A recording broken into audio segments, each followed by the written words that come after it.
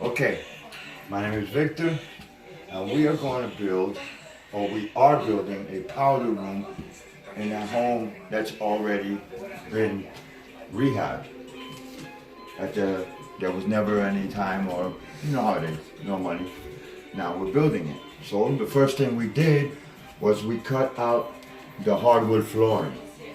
When you're doing something like this, you always want to make sure you cover the flooring so you don't do any damage. In this instance, I used cardboard with some duct tape because that's the best tape to hold anything down.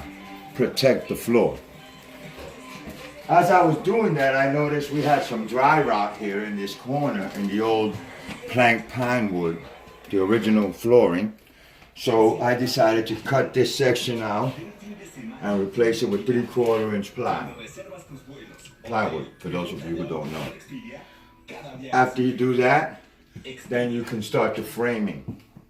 As you can see, I've already got all the framing done. There was an existing window, so the owner had an option of keeping it or removing it. I wanted to remove it and put an exhaust, but she wanted a window, so we met in the middle and we made it smaller. After we do the framing, then we can start the plumbing and the electric.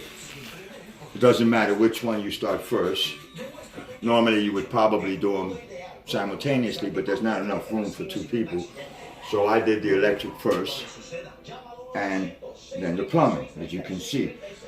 The toilet will be here in this section pointing towards the door. So how big is this bathroom? This powder room? Exactly 3.5 feet by 5.5 feet.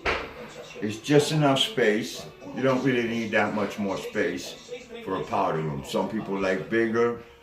I go according to what space we have available. And then we're going to have a vanity here on this corner, and the vanity that the owner picked out will be attached to the wall with no legs. Wow, nice. Yeah, they're very fancy. So we have our GFI already installed and wiring is put in. We have our box for our lighting over the vanity sink. And in this instance, you also wanted a medicine cabinet, which is recessed, so we set this up for that. And we have our light switch.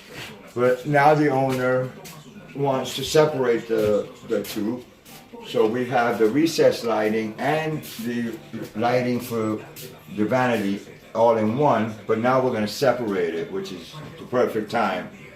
Better to change her mind now than later. So now we're going to run another wire running across from here, from the source, across to the lighting here. This way, she can have 2 switches. So she can control the lighting for the vanity, and she can control the recessed lighting. So if you don't want both of them on at the same time, you have that option. Okay. And you don't need an exhaust because there's a window, right? Doesn't need an exhaust because you have a window already. So we're not using an exhaust. Now if we didn't have a window, then we would most definitely install an exhaust. These days, they come so many different options that, it's all according to, and, not limited from whatever the owner wants. Right, okay. We give the owner what they want. Exactly. Now, in this case as well, a lot of people would say, well, why would you frame this back wall? Well, I find it good so that you can square the room off, 1, and 2, it gives you the option to hide the pipes for the radiator. So you don't have to build any soffit or anything going around. You just got nice flat walls. Okay. So she already has a bathroom in the 2nd floor. And this will be the 2nd or a half bath. So now the house will have 1.5 baths. We also have our plumbing holes already done for our drain and our lines to come up. In this case, we're not going to go with PEX, we're going to use copper. Most people use PEX, but the owner wanted copper because the house has all copper, so we're just going to continue with what she has. We're also going to install a baseboard radiator here, and since there used to be a big radiator here, we're going to replace that as well on this side of the wall with a 4-foot radiator. also a baseboard.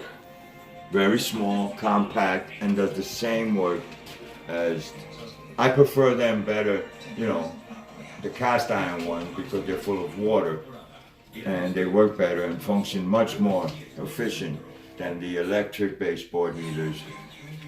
And they're space savers as well. They're very much so.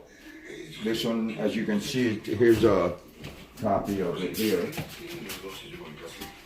It's 2 foot by 8 feet, Oh, that's and it's cast iron, just like a radiator, the old-fashioned radiator. So when the heater's off, the heat stays on because there's hot water in here, as opposed to forced air.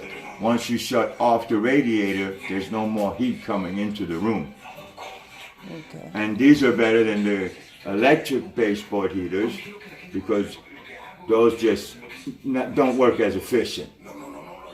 Don't believe what they say about the efficiency with the electric ones. Don't believe as they say, don't believe the hype.